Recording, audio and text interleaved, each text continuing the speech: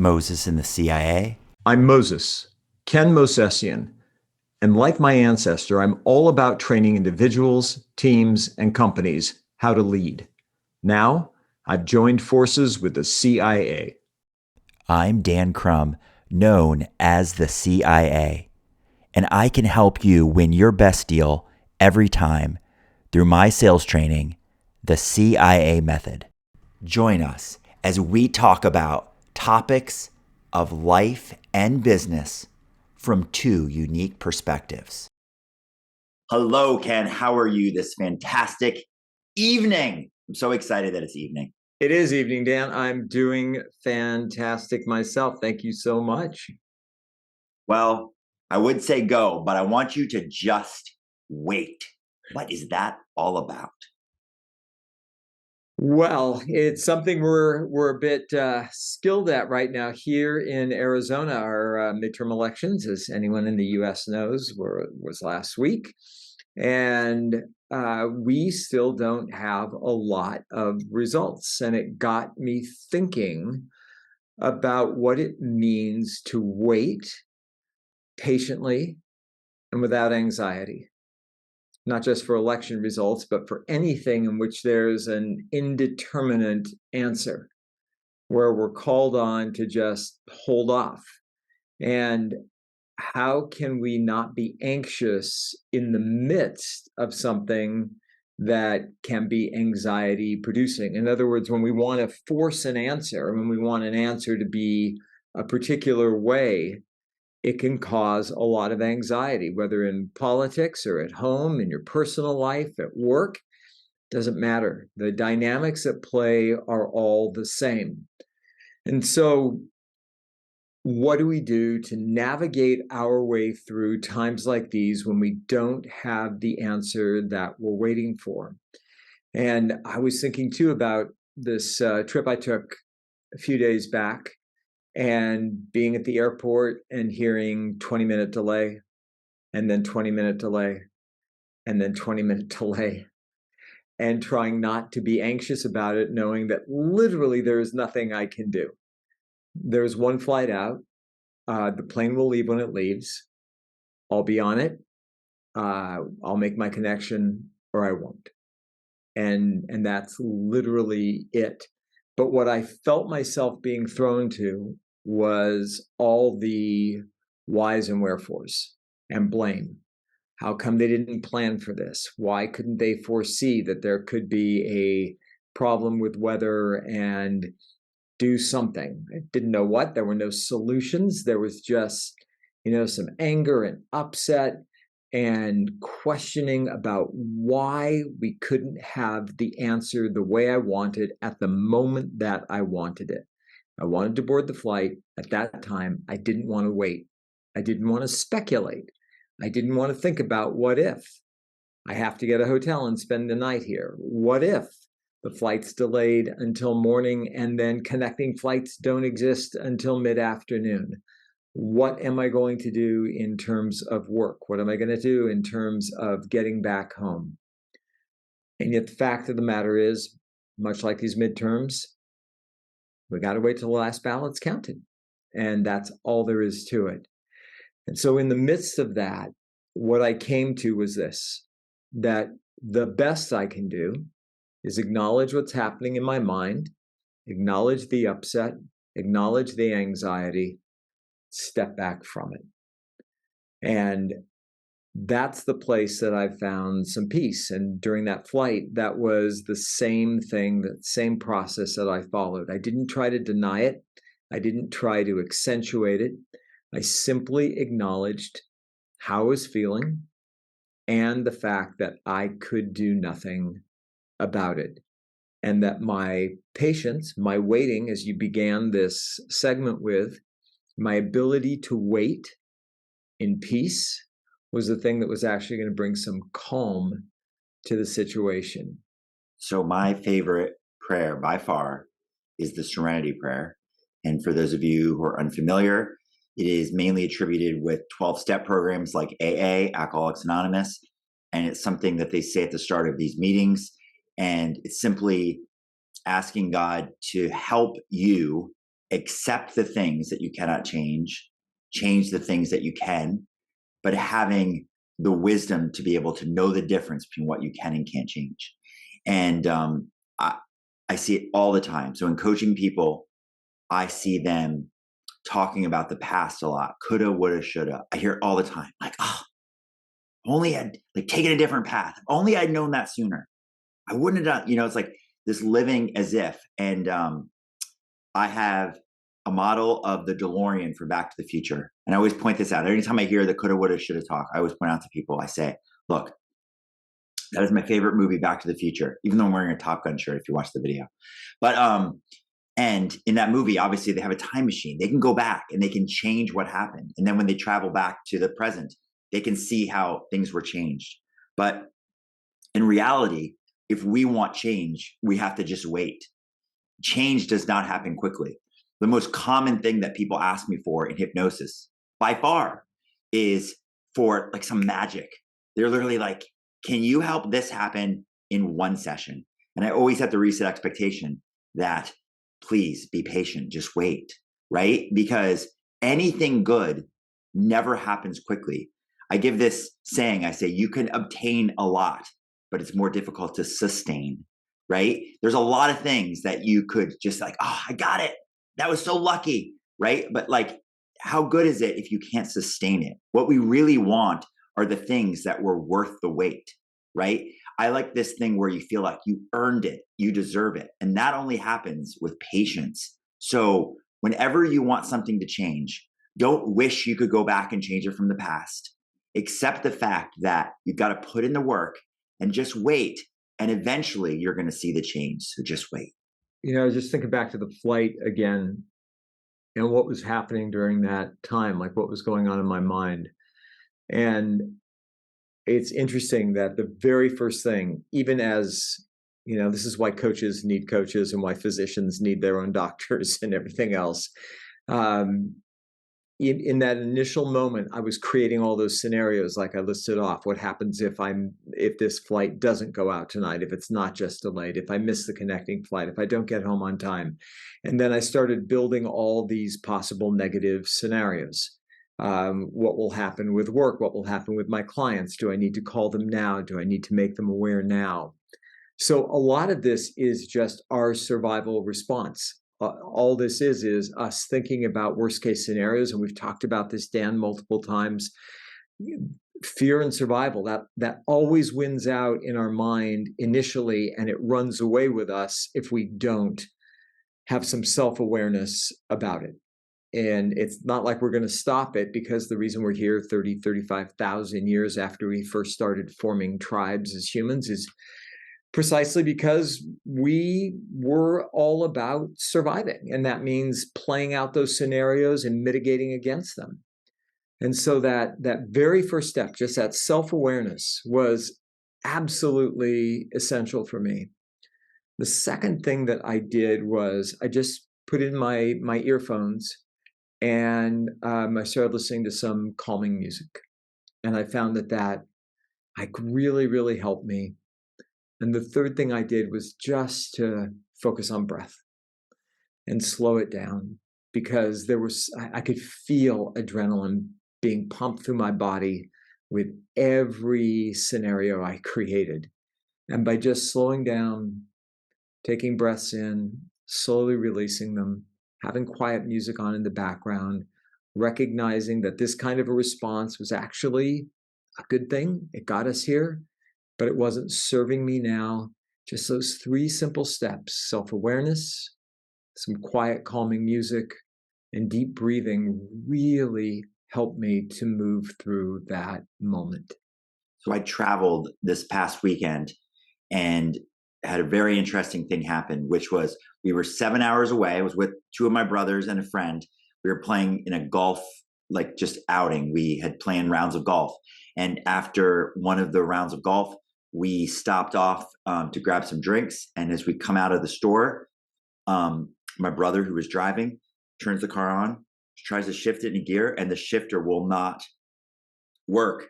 Like it will work as if like it'll shift, but it's not shifting into gear. It's just moving. And of course, the natural reaction is to be frustrated and mad. And I was trying to get him to just be patient, right? Like, and I have this mantra I say over and over to myself. It's like, I'll find a way, I'll make a way, I'll figure it out, right? It starts with the serenity prayer first, obviously, like, this is something I felt that I could change. And so I analyzed the situation. What I looked at was the fact that this was a Saturday night, and we looked up stuff. All the places like the car mechanics and stuff were closed. We tried some of the things that we first thought were the issue. Long story short was, amazingly, I was able to find a YouTube video of somebody that showed what potentially the problem was. And I was confident enough to say, let me just go ahead and try. I was able to borrow tools from a person, and it looked as if I was taking this car apart. But all I was doing is just following something that somebody else had put in front of me. And after a couple hours, I literally was able to quickly, fix the problem, even though it wasn't the permanent fix. It was enough that enabled us to literally drive these 7 hours. This was yesterday, home with this. And then my brother was able to take it into the dealer today and get it fixed. In that situation, had we just waited, we would have been waiting 48 hours because I would not have had the confidence to say, this is something I could probably handle on my own. So in some cases, don't just wait. Have some ability to think, if other people could show me how, maybe I would give that a try. Maybe I'll go for that. And that's what I have, this belief in myself. It's like, I'll find a way. I'll make a way. I'm going to figure this out. And I think like somebody's got to figure this out. And they did. They put it online. I always joke with my kids. I always say, if only there was this place you could go that had the answers, what you're looking for. Of course, I'm talking about the internet. If only there was this place where people like posted videos to show you how to do stuff you don't know how to do. And of course, that's YouTube, right? These places, these people have done these things, hopefully to pay it forward, right? They want to make money too, but you get it. It's like they want to show you. So in some cases, don't just wait for someone else to save you. Have the confidence to step up and figure it out. Well, a curveball there, Dan. Just wait, except in some cases, and then take it on. I like it. I think the cool thing about this conversation is that there isn't a black and white to everything. There isn't an always do this no matter what. We're human beings. Every situation is different and unique, and it gives us an opportunity to evaluate those situations and to think critically about what can be done. In the situation you described, that's amazing and a perfect solution. In the situation I was describing with the airplane, I fought the temptation to force my way into the cockpit and fly the plane. I just thought it wasn't going to go well for anybody, and thankfully, my common sense prevailed, and I didn't do it. But I love the notion of a little critical thinking in the middle of all of this. What's going to produce the outcome that I want, right? And in some cases, it just is that. I simply have to wait. I simply have to be patient. I have to focus on this moment here and what could arise in this moment. I'm reminded of a story talking about flying. It's just a tragedy. Some people may recall DC-10 in Chicago. This is a couple decades ago. They were the door had closed. They were pushing back, or they had disconnected the jetway. And this guy ran up to the rep at the counter and said, "Can you just? I got to get home. My wife and my kids. Can you just reconnect and let me on?" And he said, "I'm sorry. The regulations are super clear. There's no room for changing in this case. It's disconnected. They're pushing back. They'll lose their slot if they don't take off, and then it's going to be hours and hours throwing everything off."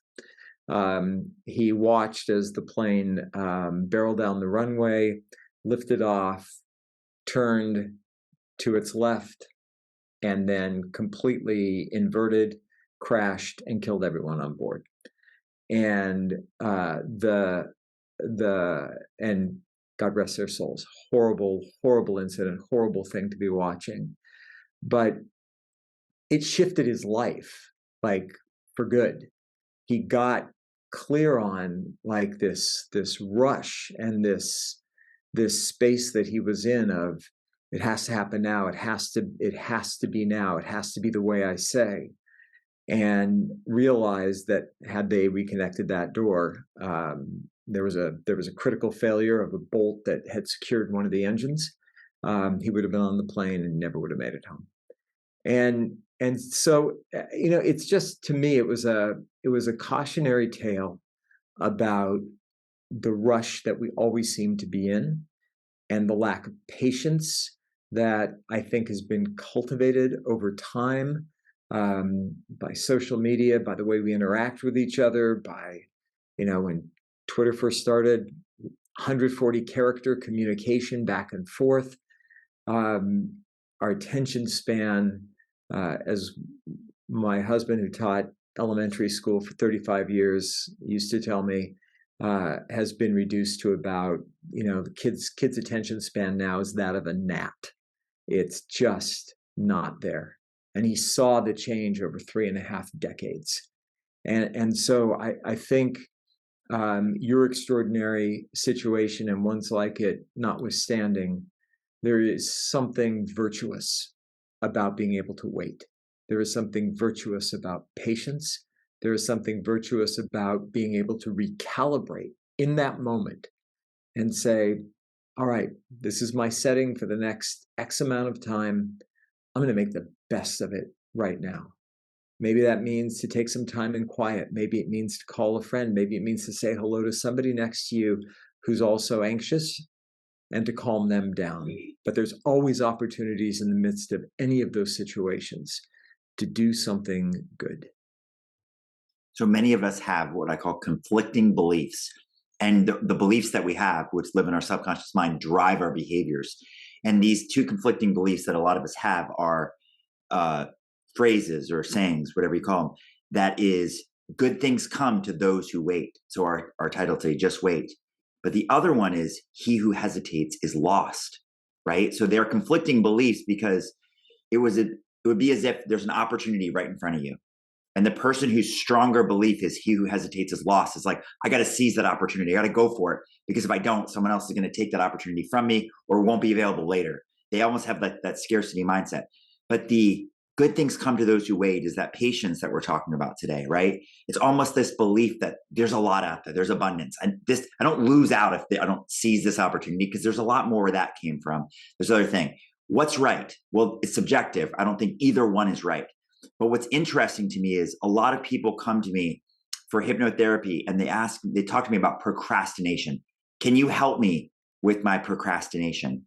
And what I identify in talking to them is that they have attached themselves to this patience thing, where they're thinking like, and they start to doubt their own decision making. They start to go like, I don't know what's right anymore. And they lose this like sense of being able to take action, because they're always thinking it has to be perfect action. They're like this perfectionism mindset. And then they start to doubt themselves, and then they don't know what to do. And then so they do nothing. And they think it's a motivation issue. But one of the books that really inspired me is the most simple book ever for this, which is Mel Robbins wrote a book called The 5-Second Rule. And literally, you can read it if you like, go support her. But I can summarize it for you right now. Simply what she says is, if you're struggling to find the motivation to do what you should be doing, right? You're procrastinating. You just say 5, 4, 3, 2, 1, go. You just do it. That's the most simple thing ever. But she's saying you don't leave room in your mind for patience. You don't leave room in your mind to contemplate and wonder and doubt, right? You're not trying to make things perfect, because I've had this analogy that I think is true, which is, if you have two people who start at the same place and they're working towards the same outcome, the one is a perfectionist and just tries to make the perfect plans. The other just goes. This person will massively beat out this other person, because there's also a saying, full of these tonight, which is how to make God laugh. Tell him your plans. Plans never go as planned, right? So you're better off just saying 5, 4, 3, 2, 1, go, and going. So I seem to be taking the side tonight of lack of patience. Don't just wait. 5, 4, 3, 2, 1, go. And the person Who hesitates does lose. I'm going to take the opposite side, Daniel. And as long as we're throwing out sayings, I'm going to refer to the rock band Rush, who I had the privilege of seeing in concert. Neil Peart, best drummer on earth. Dear God in heaven, he was amazing. There's a song called Free Will, and one of the key lyrics I remember is, if you choose not to decide, you still have made a choice. And so we often forget that. It's like, I choose yes, I choose no. I choose not to decide. I choose not to take action. That's a choice. That's in fact action, right? And we neglect that. We neglect looking at that. We think we're stuck somewhere, but we've actually made a choice. I think the win comes when we can actually live with that and say, my choice is not to make one. That's what I've decided. I chose this. The song's called Free Will. I will choose free will. And my free will says, I'm not choosing. And in and of itself, that is an active choice to take that on. So I would submit to people, first, listen to the song Free Will by Rush, because it's really great music, especially like the guitar licks and the drums at the end. But that notwithstanding, be okay with whatever choice you make, to take action, to not take action, to say yes, to say no, to wait, to go. They're just choices. And they will, regardless of what you choose, advance you to whatever is next. And that's going to be the most important thing. And if you're excited about our next episode, just wait. Thank you for listening.